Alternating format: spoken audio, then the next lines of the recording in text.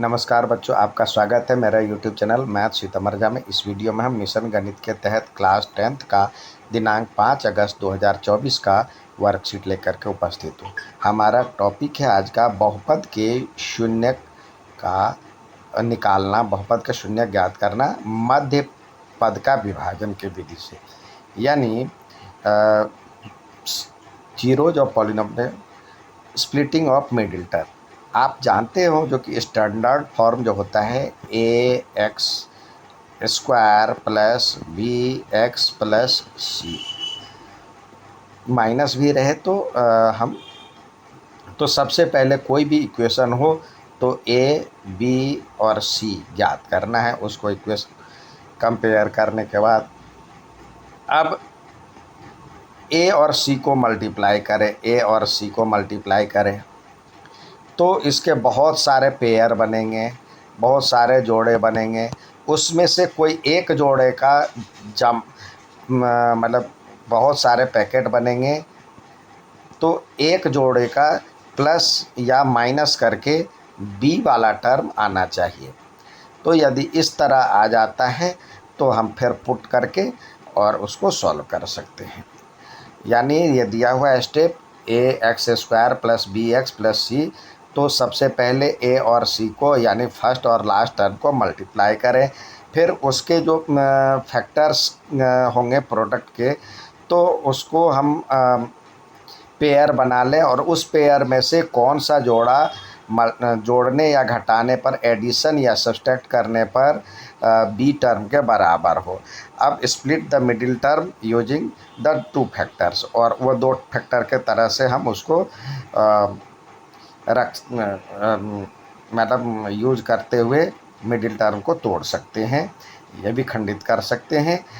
यानी पहले ए और सी को गुना कीजिए और ए और सी को गुना करने के बाद उसमें से कोई एक ऐसा जोड़ा मिलेगा, बहुत सारे गुणनखंड के जोड़े मिलेंगे, तो उसमें से कोई ऐसा जोड़ा मिलेगा जिसमें जोड़ने या घटाने पर मध्यपद बी के समान हो जाए।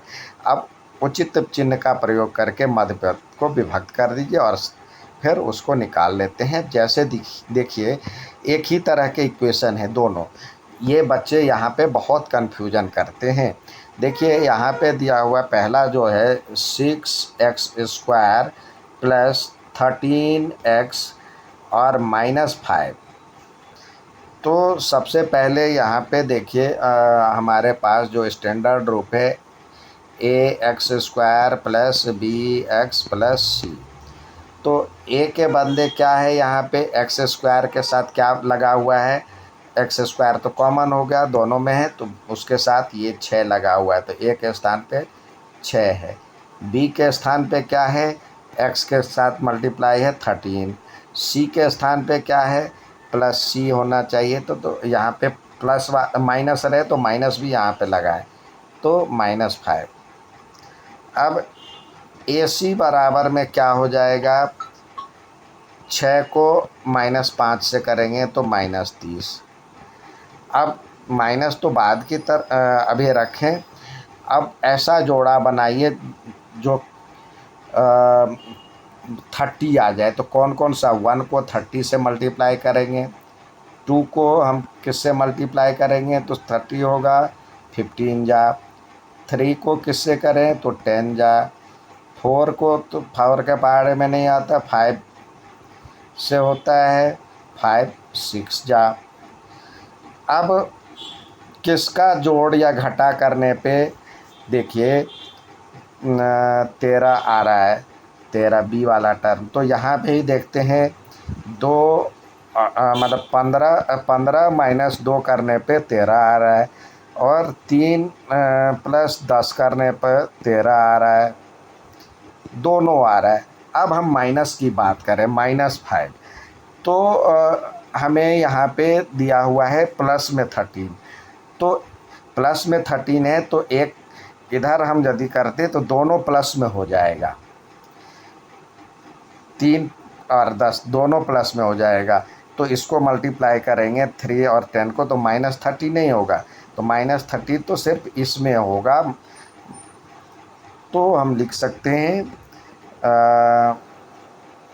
यहाँ पे 6x² plus 13x-5।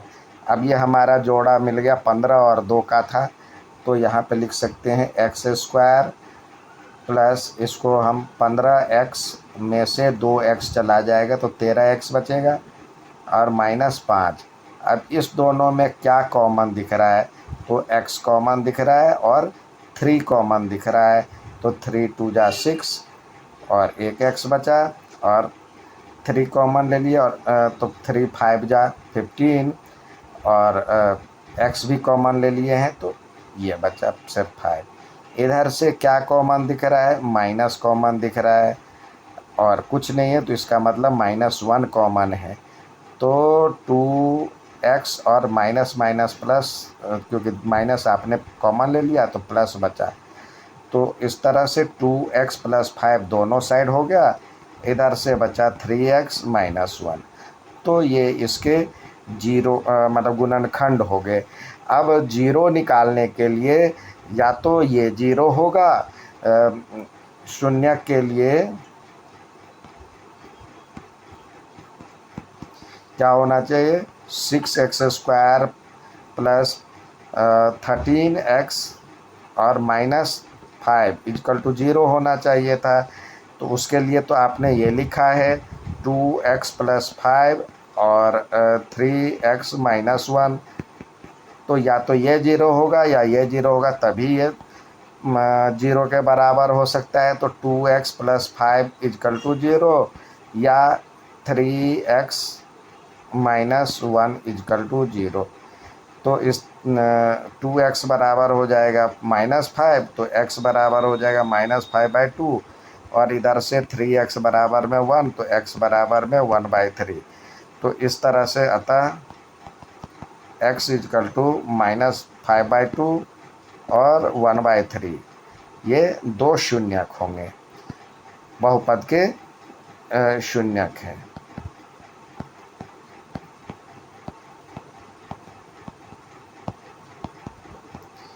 Zeros of polynomial. इसी तरह यहाँ पे भी वही सवाल था एक तरह से, लेकिन 6x² प्लस 13x प्लस 5, तो स्टैंडर्ड फॉर्म हमारे पास ax² plus bx plus c होता है। तो यहाँ पे देखिए a बराबर क्या है, 6 है, b बराबर में क्या है, 13 है, c बराबर में 5 है। तो ac को मल्टीप्लाई करेंगे तो 30 हो गया। तो 30 का कौन कौन सा जोड़ा है, 1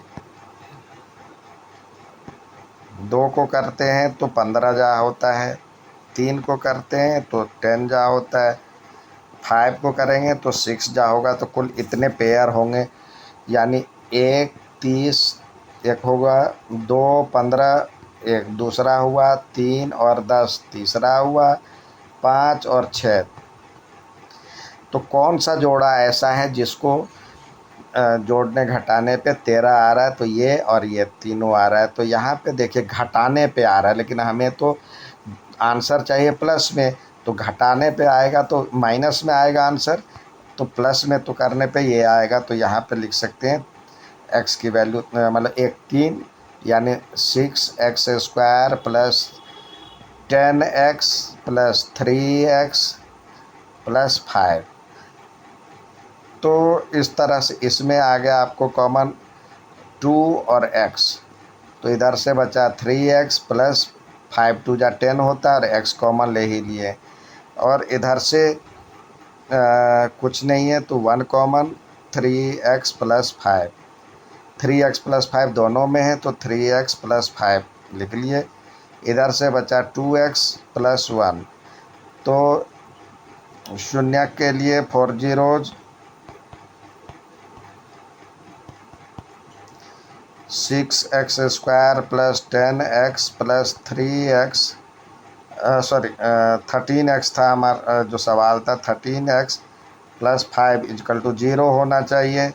अब उसके बदले हम लिख सकते हैं ये इसके लिए, तो ये 3x प्लस 5 और 2x प्लस 1 इजकल टू 0, या तो ये 0 होगा या ये 0 होगा। तो 3x प्लस 5 इजकल टू 0 या 2x प्लस 1 इजकल टू 0। जब ये 0 होगा तो 3x इजकल टू हो जाएगा -5x इजकल टू हो जाएगा -5/3। लेकिन जब ये 0 होगा तो 2x बराबर में 1, तो x बराबर में -1 सॉरी ये -1 हो जाएगा, तो x बराबर में -1/2। तो इस तरह से बहुपद के शून्यक हो गए।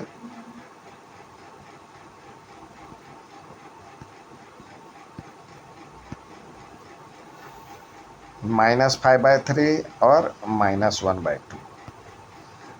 ये था आज का वर्कशीट। उम्मीद है समझ में आया होगा। अच्छा लगे तो लाइक, सब्सक्राइब, शेयर ज़रूर करें। धन्यवाद।